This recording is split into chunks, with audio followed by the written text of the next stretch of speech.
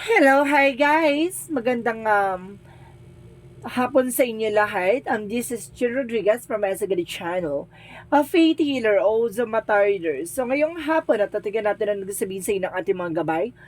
This is weekly gabay for the month of January 11 hanggang January 17 for the sign of Leo. So, Leo, welcome to my channel. Ano kayang messages, advices ng spirit guides ang ating masasaga for today's video? Kano naman kayang energy or kaganapan sa buhay ng mga Leo signs ang ating mahagilap. So guys, this reading is a general reading lamang. Hindi lahat makaka-resonate.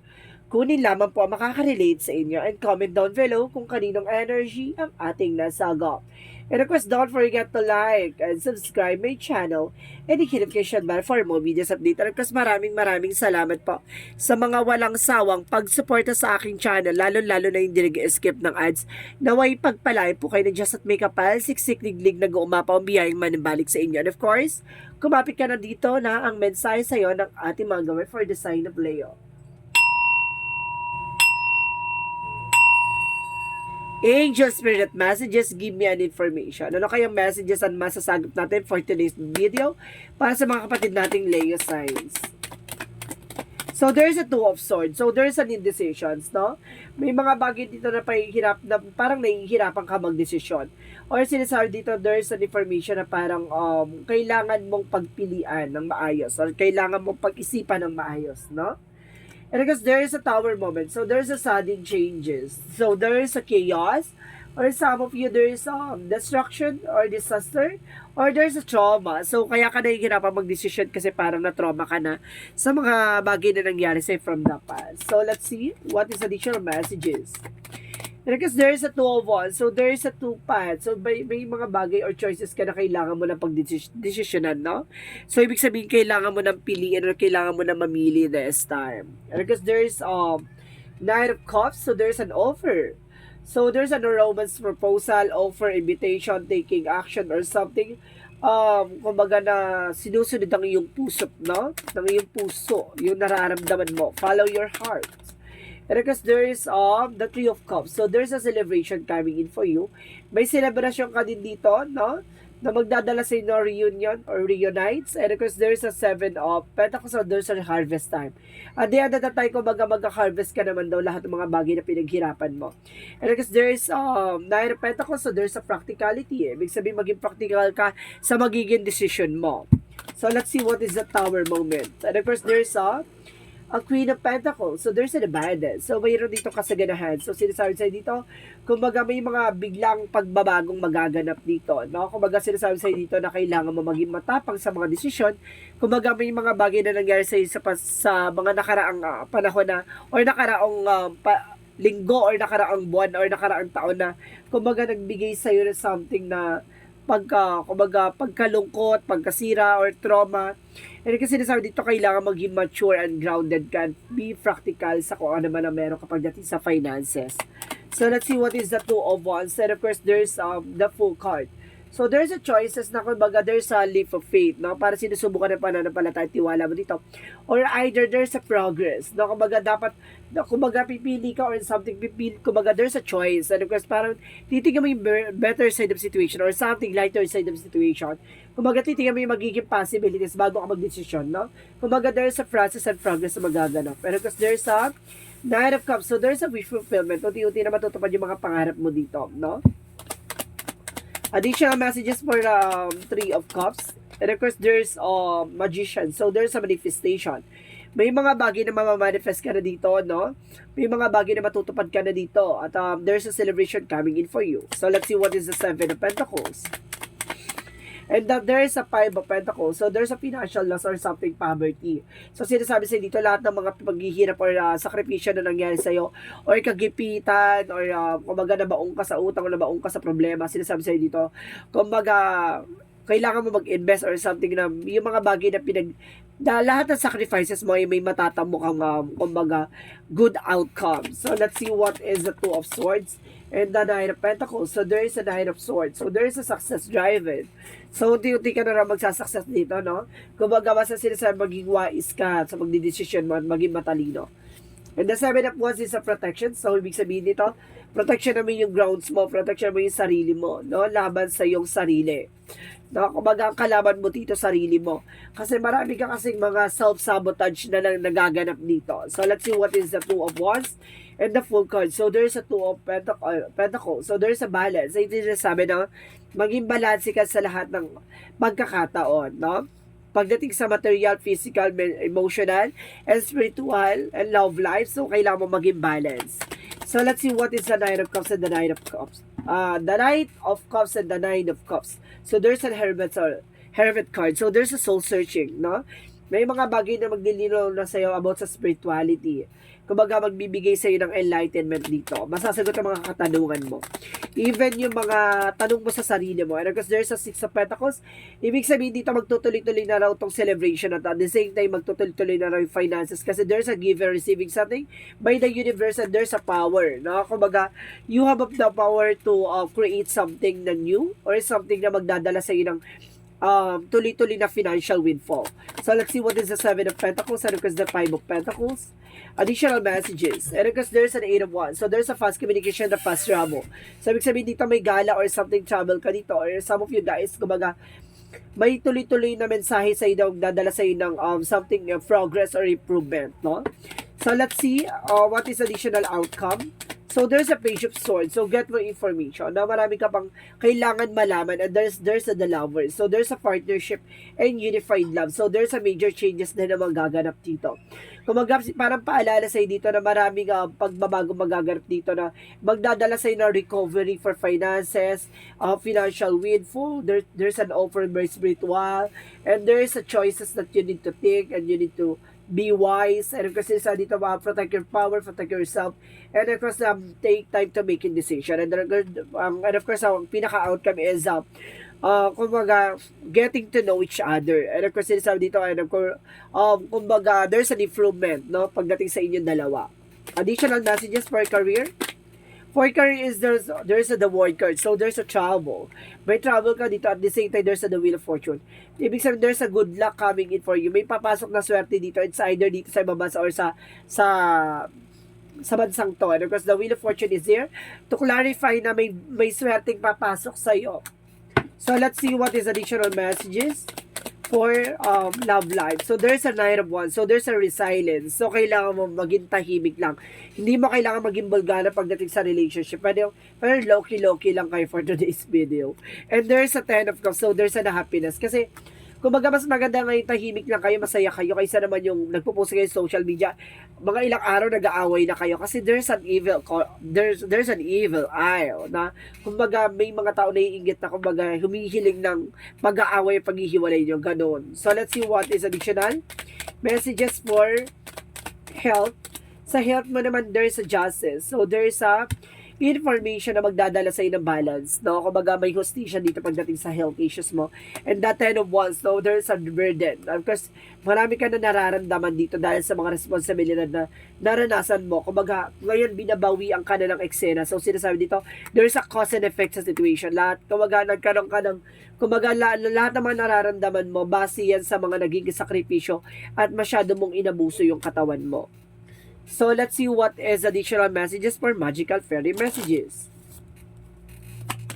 For Magical Fairy, so there's holiday. So, there's a holiday season, no? And there's a be yourself. So, ibig sabihin nito, kumbaga maging totoo ka sa sarili mo, no? At kumbaga, palakasin mo at maging masaya ka kung ano man ang meron ka. Diba? There's a spiritual, analyzation or sa spiritual awakening for you. There is an inner calling. So let's see what is a Yin and Yang Oracle card.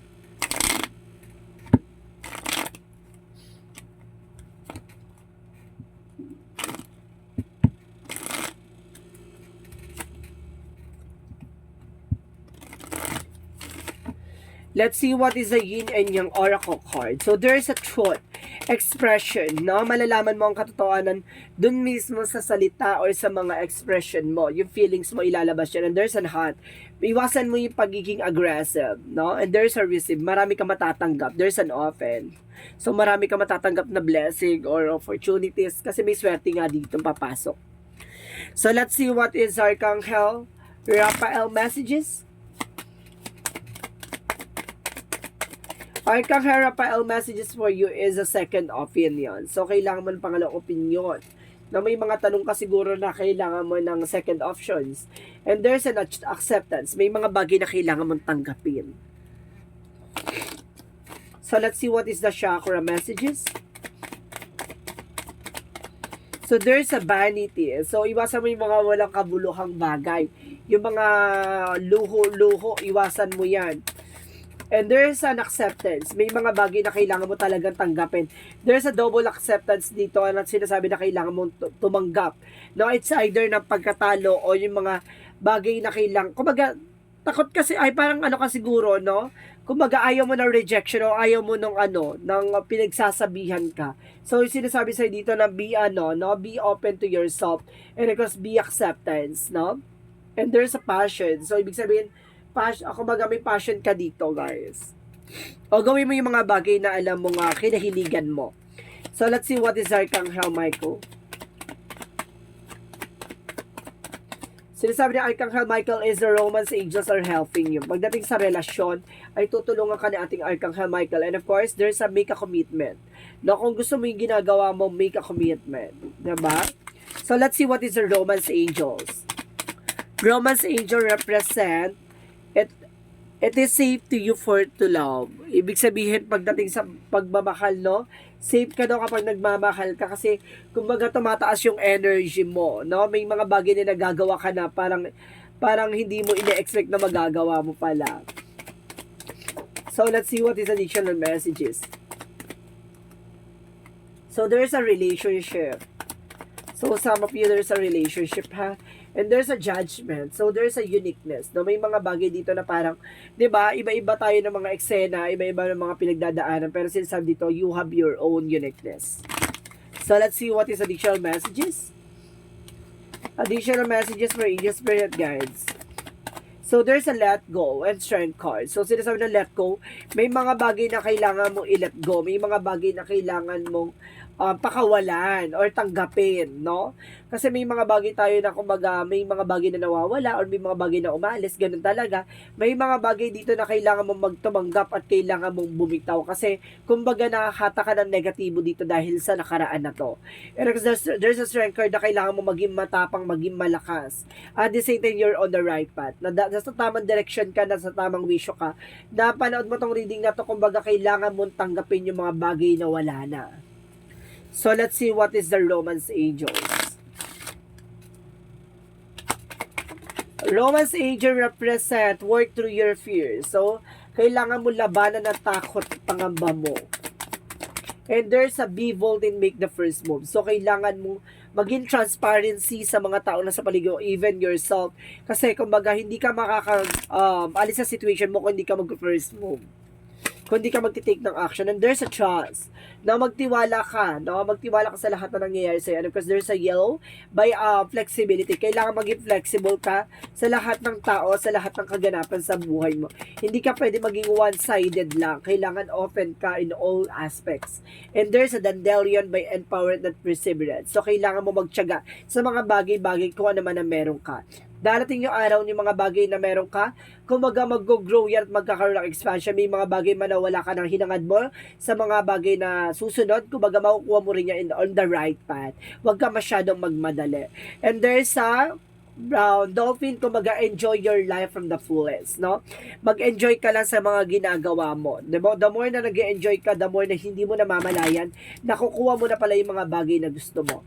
So, let's see what is the energy. Energy represents romance, door to romance. So, may pintuan talaga na tungkol sa pag-ibig, no? Mayroon talagang pintuan sa pag-ibig. And there's a woman holding a heart. So, pagdating sa pag-ibig talaga, itong tao na to ay may hawak ng puso mo or ikaw may hawak sa puso niya, no? So, let's see what is the additional messages. And there's a child of the cosmos. So, there's the intelligence of the universe lies within you. So, ibig sabihin, dito talagang malapit na, no? Malapit natin pagkakalob na ng universe yung mga bagay na para sa'yo. There's a stop. May mga bagay na kailangan mo na putulin yung pattern na yun or something. May mga bagay na kailangan mo na iwasan or kailangan mo na i-let go, no? At may mga bagay na kailangan mo na tanggapin. So, let's see what is the Jesus loving quotes. Jesus loving quote said, "Peace be with you as my Father has sent me." So, ibig sabihin dito, kumbaga, bigyan mo ng kapayapaan yung tulad ng kapayapaan na pinagkaloob ng ating Panginoon, diba? Kumbaga, marunong ka tumanggap at marunong kang umiwas sa mga bagay na alam mong hindi makakatulong sa'yo. So, let's see what is the angel's answer. Guys, bibila ko na 3, kailangan nakapag-isip ka na ng questions. Okay? 1, 2, 3. Angel's answer. Give me an answer for the question. Be assertive. So, dapat alam mo lagi sa sarili mo kung ano yung grounds mo. 'Di ba? Alam mo kung ano yung, kung saan ka hihinto o saan ka titigil o saan ka magpapatuloy. Dapat alam mo yan.